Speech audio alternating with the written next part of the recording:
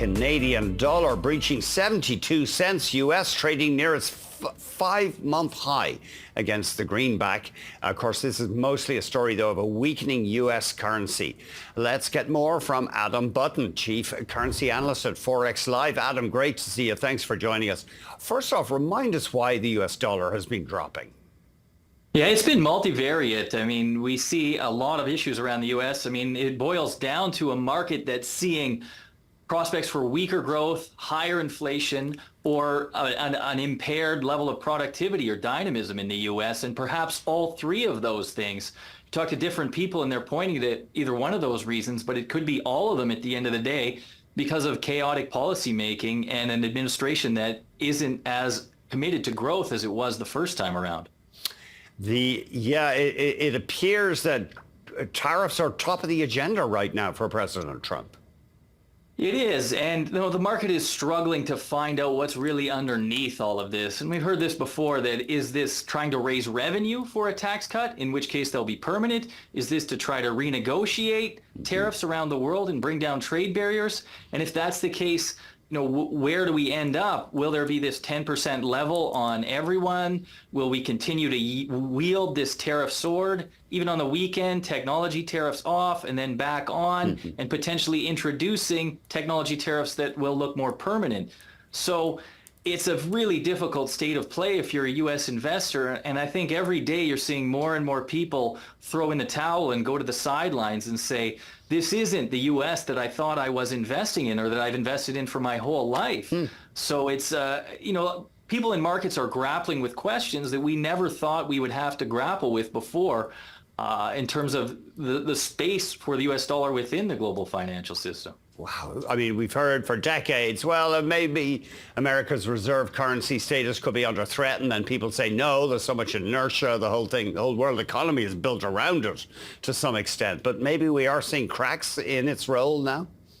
Yeah, and even absolutely, all the rules-based order in the world is built really to prop up the U.S. dollar and keep the U.S. dollar at the center of that. And the administration doesn't seem to want that. And it's crumbling at a rate that in 3 or 4 years from now, it might not be able to be put back together. Wow. So these questions are mounting day after day. And it looks like you have a president that's continually playing to his worst instincts and nobody who wants to step in to slow it down. So, and that's coming at a time at the start of the year when the dollar was overvalued, maybe by 20%.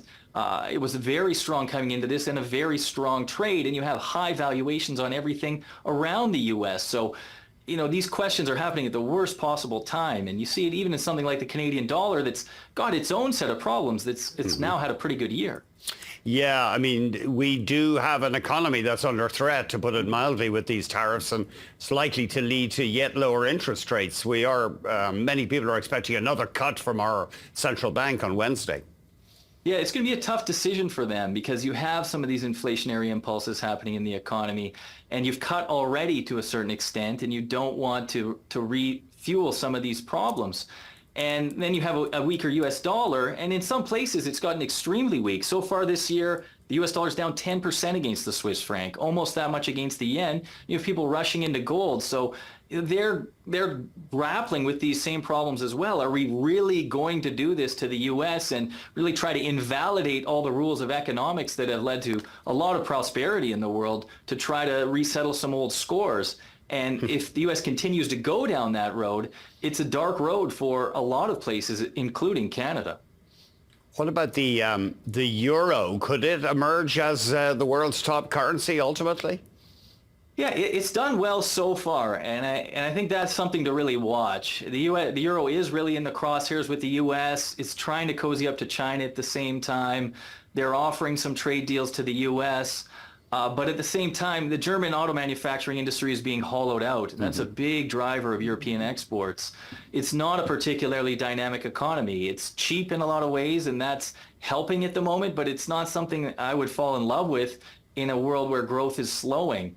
So, we're looking at more of those things, the yen, the Swiss franc, perhaps the British pound, and gold has done extremely well as the chaos has ramped up. Gosh, could we start getting into competitive devaluations, though? I mean, I think I've heard accusations that the Chinese are quietly doing it, driving down their currency. Could Europe have a go at that? Yeah, in the US as well. I think that's the big one. So, we're contemplating a lot of these things that we've never really contemplated before. This is a lot of emerging market currency policies, things that have been tried and haven't worked, things that are sure to inflame a lot of these tensions even further. And ultimately, when you couple that all together, you get slower global growth.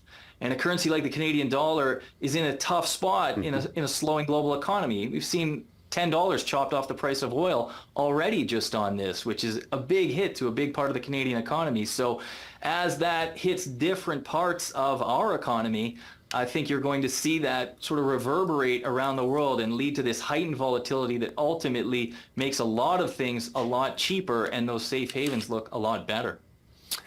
Leave us with a final thought. Would you be inclined to short the Canadian dollar now against the greenback after this rally above 72 cents? Yeah, I think you really have to start to watch the domestic data here in Canada. These surveys out of Canada have been really dire in terms of consumer and business sentiment.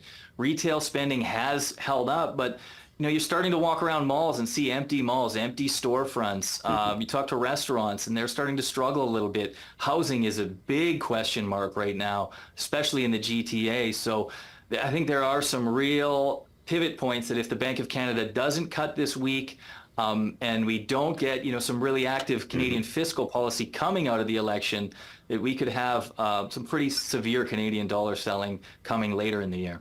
Adam, thank you very much indeed.